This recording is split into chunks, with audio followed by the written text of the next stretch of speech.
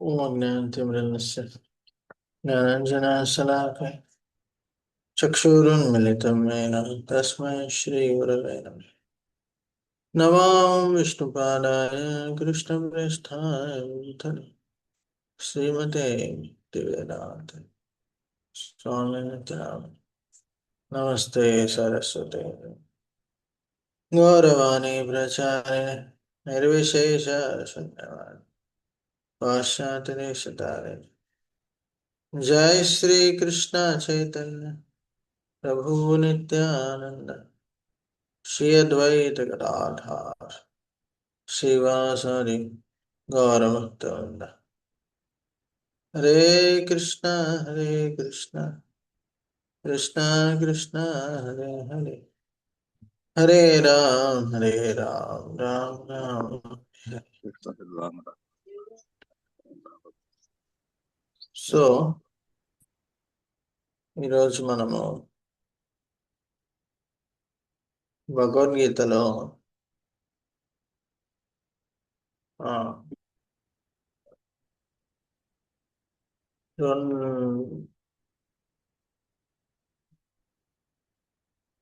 నాలుగో అధ్యాయంలో 34వ శ్లోకం దాని నుంచి చర్చించుకున్నాం.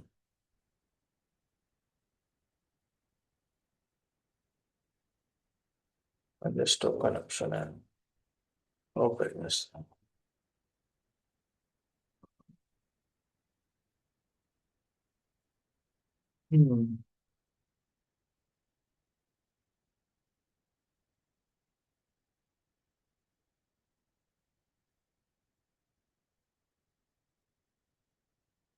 నాతో పాటు మీరు చెప్పండి.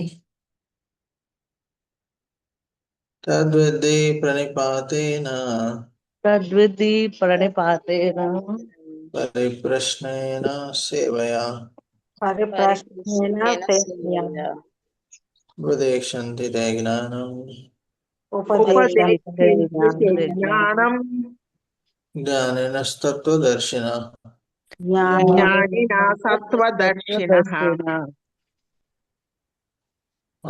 చదవండి. కృష్ణ ప్రభుజీ, ఉట్టి అనువాదం చదవండి చాలు. ఆధ్యాత్మికాచార్యుని సమీపించి సత్యము నెరుగుట కొరకై యత్నింపుము. వినయపూర్వకముగా ప్రశ్నించి అతనికి సేవ చెయ్యుము. ఆత్మదర్శులు తత్వమును దర్శించిన వారగుటచే నీకు జ్ఞానమును ఉపదేశింతురు. సో ఆధ్యాత్మిక జ్ఞానాన్ని తెలుసుకోవడానికి ఒక ప్రామాణికమైన గురువుని ఆశ్రయించాలని చెప్తున్నారు. సో ఎందుకంటే ఆ గురువులు మనకు కృష్ణుడు చెప్పినట్టు ఏవైతే జ్ఞానం ఉందో అదే జ్ఞానాన్ని మనకు చెప్పడం జరుగుతుంది. ఒకవేళ వారు పరంపరలో రాకుంటే మనం చూస్తుంటాం, కొందరు పరంపరలో రారు గురువులు, వారు తమకి ఇష్టం వచ్చినట్టు చెప్తూ ఉంటారు. ఉదాహరణకి కృష్ణుడు సాధారణ మనిషి, లేకుంటే దేవాది దేవుడు ఒక తేజస్సు, లేకపోతే మనం కూడా భగవంతుడు కావచ్చు, ఇలా ఎన్నో రకాల తప్పుడు విషయాలు చెప్తూ ఉంటారు. సో అలా చెప్పడం వల్ల మనము దాన్ని విశ్వసించి దాని మీద మనము విశ్వసించి దాన్ని మనము గంభీరంగా తీసుకుంటే ఏమవుతుంది? దాన్ని గంభీరంగా చూసుకుంటే మనమే తప్పుదారిలో పడతాం. కరెక్ట్. మనకు భగవంతుడి యొక్క కృప అనేది దొరకదు. ఉదాహరణకి ఎవరైనా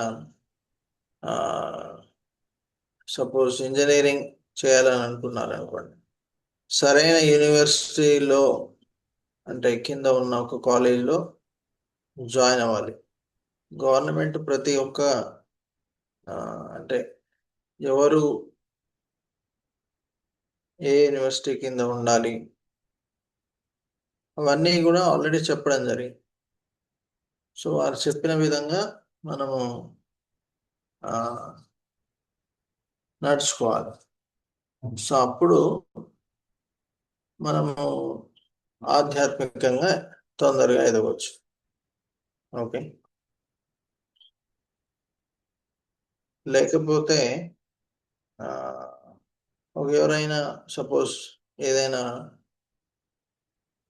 కాలేజ్ అలాంటి యూనివర్సిటీ గవర్నమెంట్ ఏదైతే ఆథరైజ్ చేసిన కాలేజీలో చదివినప్పుడే మనకు సర్టిఫికేట్ మంచి సరైన సర్టిఫికేట్ వస్తుంది. ఒకవేళ అలా కాకుండా గవర్నమెంట్ ఆథరైజ్ చేయని దాంట్లో చదివారనుకోండి, సో వారు చదివినా కూడా వేస్ట్. ఎందుకంటే వారు ఆ సర్టిఫికేట్ని గవర్నమెంట్ స్వీకరించదు. సో కాబట్టి పరంపరలో వచ్చే గురువుల నుంచి మనం ఆధ్యాత్మిక జ్ఞానాన్ని నేర్చుకోవాలి. సో ఈ పరంపర అంటే ఏంటి ఆ పరంపరలు?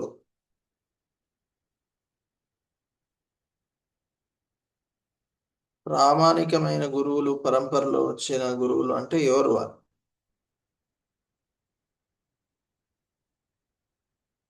చెప్పండి.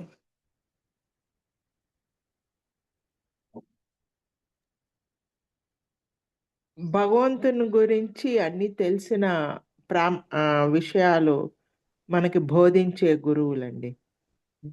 లేదు, అదంటే అందరూ భగవంతు గురించి చెప్తున్నా అంటారు. అంటే జ్ఞానం. అవును, చాలా మంది ఉంటారు. ఇప్పుడు భగవద్గీత చెప్పే వాళ్ళు చాలా మంది ఉంటారు. భక్తియుత సేవలో ఉన్న వాళ్ళు లేదు, ఇదివరకు మనం చర్చ చేసాము. ప్రామాణికమైన 4 పరంపరలు ఉంటాయి. శ్రీ సాంప్రదాయం, మరియు బ్రహ్మ సాంప్రదాయం, రుద్ర సాంప్రదాయం, కుమార సాంప్రదాయం. ఈ 4 సాంప్రదాయాల్లో ఉన్న ఆచార్యులు, గురువుల్ని మనం పాటించాలి. ఒకవేళ ఎవరైనా గురువులు ఈ 4 సాంప్రదాయాల్లో, ఇది పద్మపురాణంలో చెప్పబడింది, మనం ఒకవేళ జ్ఞానాన్ని లేకుంటే మంత్రాన్ని ఈ 4 పరంపరల్లో లేని వారి నుంచి తీసుకుంటే అది వృద్ధ, వేస్ట్ అయిపోతుందని చెప్తారు. ఎలా అయితే ఇప్పుడు చెప్పినట్టు యూనివర్సిటీస్, మీరు సరైన యూనివర్సిటీలో చదివితేనే మీకు ఆథరైజ్ సర్టిఫికేట్ దొరుకుతుంది.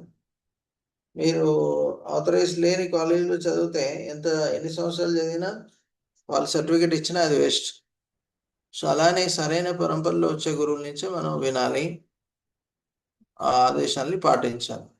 ఈ మధ్యకాలంలో ఎంతోమంది గురువులు ఉంటారు, వారి పరంపరలో వస్తున్నారో ఫస్ట్ మనం చెక్ చేయాలి. మన సాధారణ మనుషులు కూడా నేను దేవుణ్ణి అని చెప్పుకుంటున్నారు. ఏదో మంత్ర అంటే ఏమంటారు, ఏదో మాయాజాలం చేసి, ఏదో బూడిద పుట్టించి, లేకపోతే కాశ్మీర్ నుంచి యాపిల్ తెప్పియడము, అంటే అవన్నీ యోగులకి కొన్ని సిద్ధులు ఉంటాయి, వారికి ఆ శక్తులు ఉండవచ్చు. అంత మాత్రాన వారు భగవంతుడు కాదు. ఇప్పుడు బూడిద కావాలంటే మనము ఏదైనా పేపర్ తగలబెడితే బూడిద వచ్చేస్తుంది. యాపిల్ కావాలంటే మనం బజార్కి వెళ్ళి కొనుక్కుంటే అయిపోతుంది. దానికి అంత తపస్సు చేయాల్సిన అవసరం లేదు. వాళ్ళు ఎన్నో వేల సంవత్సరాలు తపస్సు చేసి కొన్ని శక్తులు పొందుతారు. అంత మాత్రాన వారు భగవంతుడు కాదు. సో కాబట్టి ఇలాంటి గురువుల నుంచి వినకూడదని ఇక్కడ ప్రభుపాద వారు చెప్తున్నారు. ప్రామాణికమైన గురువులు అంటే ఈ 4 పరంపరలో వచ్చేవారే. మరి ఇస్కాన్ ఏ సాంప్రదాయంలో వస్తుంది? బ్రహ్మ సాంప్రదాయంలో, బ్రహ్మదేవుని నుంచి వస్తున్న సాంప్రదాయంలో వస్తుంది, మధ్వాచార్యులు ఇలా. సో కాబట్టి మనము విశ్వాసం ఉండాలి. మనం వినే జ్ఞానము పరంపరలో వస్తుంది కాబట్టి ఇది సరైన జ్ఞానము, దీన్ని నేను పాటిస్తే ఆధ్యాత్మికంగా తొందరగా ఎదుగుతాను అనే విశ్వాసం మనకు ఉండాలి. సో అప్పుడు దీన్ని గంభీరంగా తీసుకుంటాం. ఓకే, సో అలానే ఒకవేళ మనము ఇలా ఎవరైతే ఆధ్యాత్మికంగా లేరో, ఈ పరంపరలో లేరో, సో వారి నుంచి వినాల్సిన అవసరం లేదు. అనవసరంగా మన సమయాన్ని వృధా చేసుకోకూడదు అలా. సో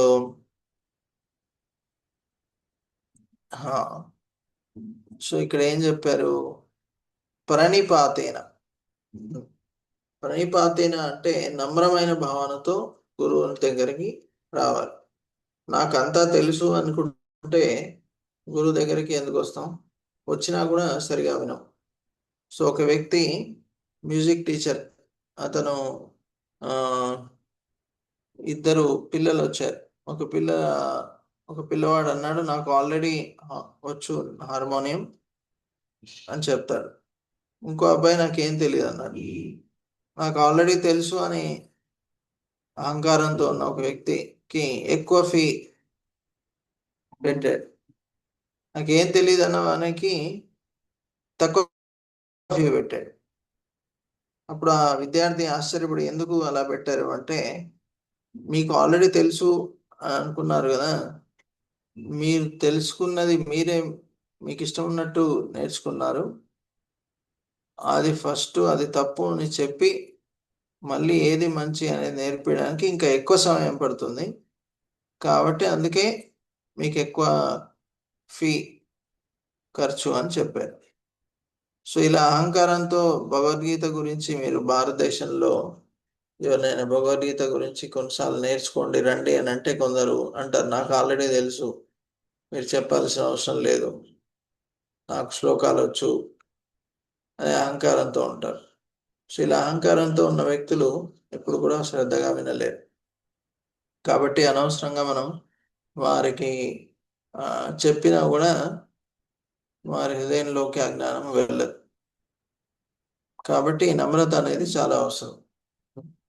నాకు తెలీదు, తెలుసుకోవాలి అనే కుతూహలము మరియు ఈ జ్ఞానము చాలా ఉత్తమమైనది, రాజ విద్య. సో అలా విశ్వాసంతో ఉంటే మనం ఎంతో ఉత్సాహంతో వినవచ్చు. మనకు భౌతిక జ్ఞానం మీద ఎక్కువ విశ్వాసం ఉంది, కానీ అది కేవలం తాత్కాలికం. దానివల్ల మీకు శాశ్వతమైన ఫలితం ఏమీ దొరకదు. అప్పుడప్పుడు ఆ జ్ఞానం వల్ల మనం బంధింపబడతాం భౌతిక జగత్తులో ఆసక్తులతో. కానీ ఆధ్యాత్మిక జ్ఞానము మనం ఈ భౌతిక భావబంధనాల నుంచి బయటపెడుతుంది. తొందరగా మనం భగవంతుడి ధామానికి చేరవచ్చు. అందుకే ప్రణిపాతేన ఇది చాలా అవసరము. నమ్రమైన భావనతో గురువులని ఆశ్రయించాలి. నెక్స్ట్ ప్రణిపాతేన పరిప్రశ్నేన. సో మనకు ప్రశ్నలు ఉండవచ్చు, కానీ సరైన ప్రశ్నల్ని అడగాలి. సో ప్రభుపాదుల వారు అన్నారు, ఎవరికైతే కృష్ణుడు తెలుసో వారికి అన్నీ తెలిసినట్టే అని చెప్పారు. ఒక వ్యక్తి ఆ ప్రశ్నతో అది విని, ఒక పెద్ద బిల్డింగ్ అమెరికాలో ఎంపైర్ స్టేట్ బిల్డింగ్ అని ఉంటుంది, దాంట్లో ఎన్ని మెట్లు ఎన్ని కిటికీలు ఉన్నాయని అడిగాడు. ప్రభుపాదులు అన్నారు, అన్నీ తెలుసు అని అంటే ఎన్ని కిటికీలు ఎన్ని మెట్లు ఉన్నాయని కాదు, అన్నీ కూడా కృష్ణుడి నుంచి వస్తున్నాయి కాబట్టి ఆయనే అన్నిటికీ సారము, ఆయనే అన్నిటికీ అది తెలుసుకోవడము అని చెప్పారు. ఓకే, సో మనం ఏమనుకుంటాము, అజ్ఞానంలో ఉండడం వల్ల సో అన్నీ తెలుసు అని అనుకుంటే ఇది కూడా తెలియాలి కదా. భగవంతుడికి తెలిసి ఉంటుంది కానీ మనకు తెలియకపోవచ్చు. కానీ కృష్ణుడే వీటన్నిటికీ మూలము అని తెలుసుకుంటే చాలు, అతని సేవ చేస్తే చాలు. సో అలానే అనవసరమైన ప్రశ్నలు అడగవద్దు. ఆధ్యాత్మికంగా ఎదగడానికి కావాల్సిన ప్రశ్నల్ని అడగవచ్చు. అనవసరమైన ప్రశ్నలను అడిగి అమూల్యమైన సమయాన్ని వృధా చేయకూడదు. పరిప్రశ్న అయిన సేవయ. సో సేవ అనేది చాలా ముఖ్యం. ఎందుకంటే సేవ చేయడం వల్ల మనలో ఉన్న అహంకారం తగ్గిపోతుంది. సో అందుకే భగవంతుడి సేవ ఎంత కుదిరితే అంత చేయాలి. ఎక్కువ జపం చేయాలి, శాస్త్రాల అధ్యయనం ఎక్కువ చేయాలి. అలానే భగవంతుడికి వివిధ రకాల సేవలు చేయవచ్చు. భగవంతుడికి పూలమాలలు చేయొచ్చు, మందిరాన్ని నిమజ్జనం చేయొచ్చు. ఇంట్లో కూడా భగవంతుడి యొక్క విగ్రహాలు లేకపోతే ఫోటోలు పెట్టుకొని ఆ భగవంతుడికి మనము ఆ విధంగా సేవ చేయొచ్చు, ఆరాధించవచ్చు, ఆరతి ఇవ్వచ్చు, భగవంతుడికి మనం భోగం తయారు చేయవచ్చు. సో ఇలా ఎన్నో రకాలుగా మనము మన ఇంటిని ఒక మందిరంగా మార్చి భగవంతుని కేంద్ర బిందువుగా పెట్టుకొని నిత్యం ఆయన సేవ చేయవచ్చు. సో ఇలా ఎన్నో రకాలుగా మనము భగవంతుడి సేవ చేయవచ్చు. మనం ప్రచారం చేయవచ్చు. ఎవరికైతే ఈ ఆధ్యాత్మిక జ్ఞానం తెలియదో వారికి ప్రచారం అనేది చేయవచ్చు. సో ఈ విధంగా మనము ఎన్నో రకాలుగా భగవంతుడి సేవలో నిమగ్నం అవ్వచ్చు. సో ఇలా చేయడం వల్ల మనము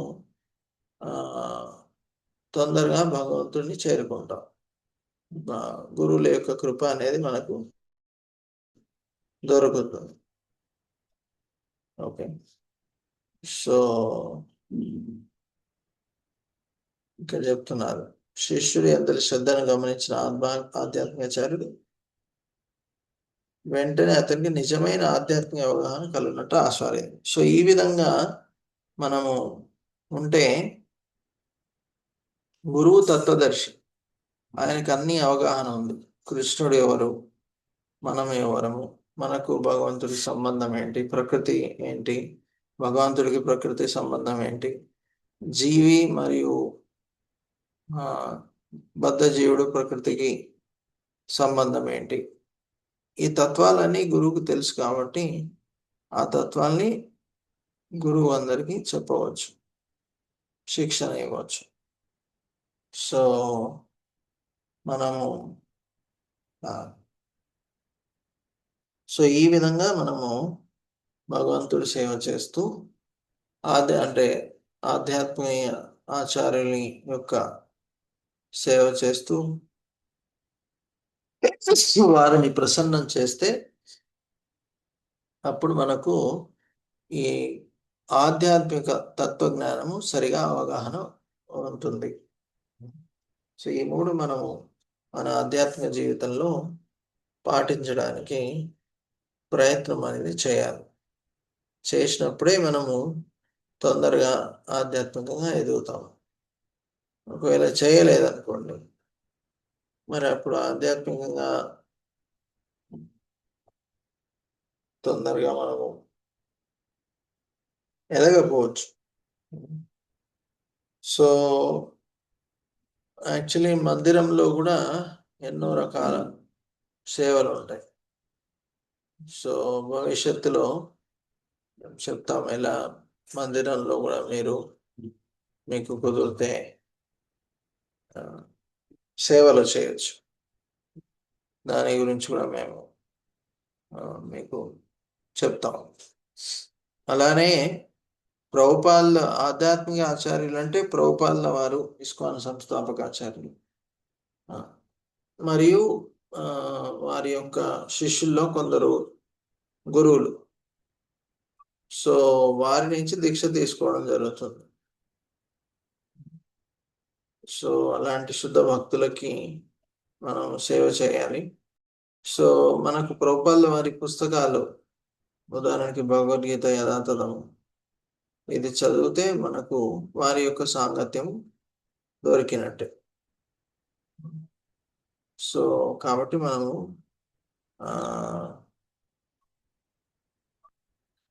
ట్రై చేయాలి. ఓకే, హరే కృష్ణ హరే కృష్ణ కృష్ణ కృష్ణ హరే హరే, హరే రామ రామ రామ హరే హరే. సో ఎవరికైనా ఏమైనా ప్రశ్నలు ఉన్నాయా?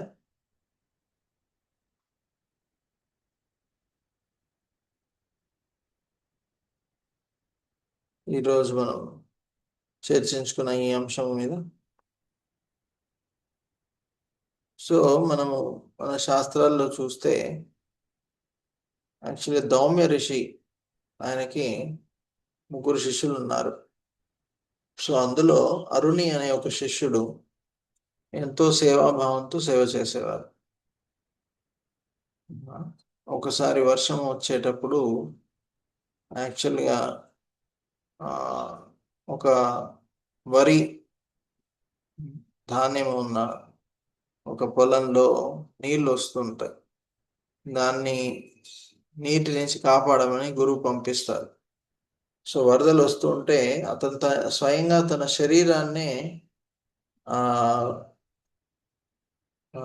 శరీరాన్ని దానికి అడ్డుగా పెట్టేస్తాడు.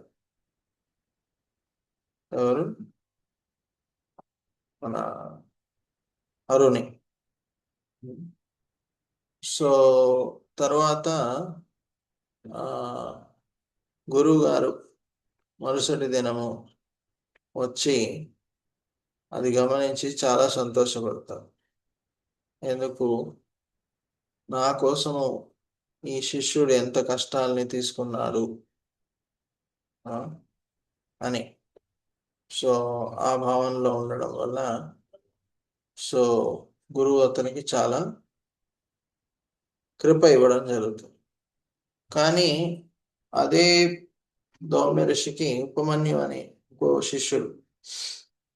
సో అతను ఏదైతే భిక్షాటన చేసి ధాన్యం వస్తుంది తనే తినేవాడు, గురువుకు అర్పించేవారు కాదు. యాక్చువల్లీ ఇదివరకు గురుకులంలో భిక్షాటన చేసి ఏది దొరికినా అంతా గురువుకు అర్పించి గురువు తిన్నప్పుడే తినేవాడు. సో తను అలా అర్పించకుండా తనే తినేవాడు. సో అప్పుడు గురువు అంటారు, మీరు అనవసరంగా ఇలా చేయకూడదు అని. సో కొన్ని రోజులు అయ్యాక గురువు అంటారు, మరి అలా చేస్తున్నావా, ఇంకా ఇంత లావుగా ఉన్నావు ఏంటి అని. అతను అంటాడు, మీకోసం నేను భిక్షాటన చేస్తున్నాను, తర్వాత నా కోసం చేసుకుంటున్నాను అంటారు. లేదు, నీకోసం ఏమి చేయకూడదు, అంతా నా కోసమే చేయాలంటారు. అలా ఎందుకంటే అంతా గురువుకు అర్పిస్తే మొత్తం సేవాభావము, అహంకారము అంతా తగ్గిపోతుంది.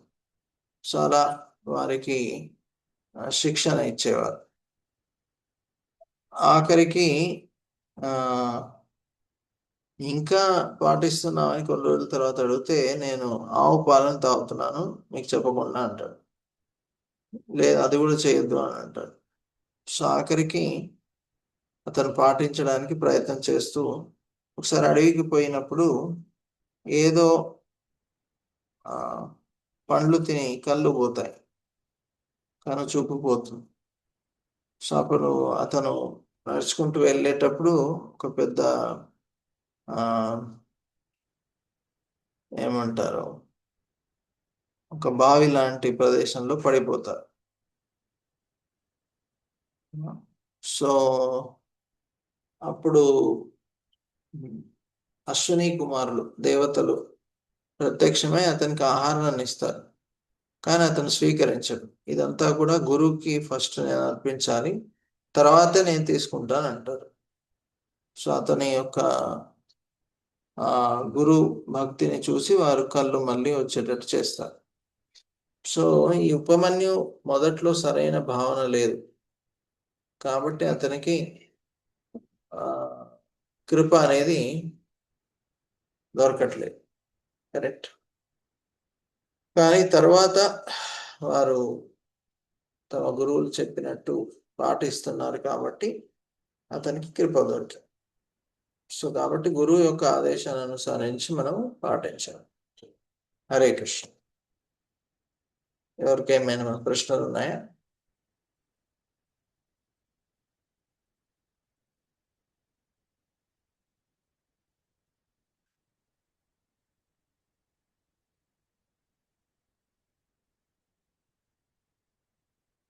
సరే మరి. హరే కృష్ణ.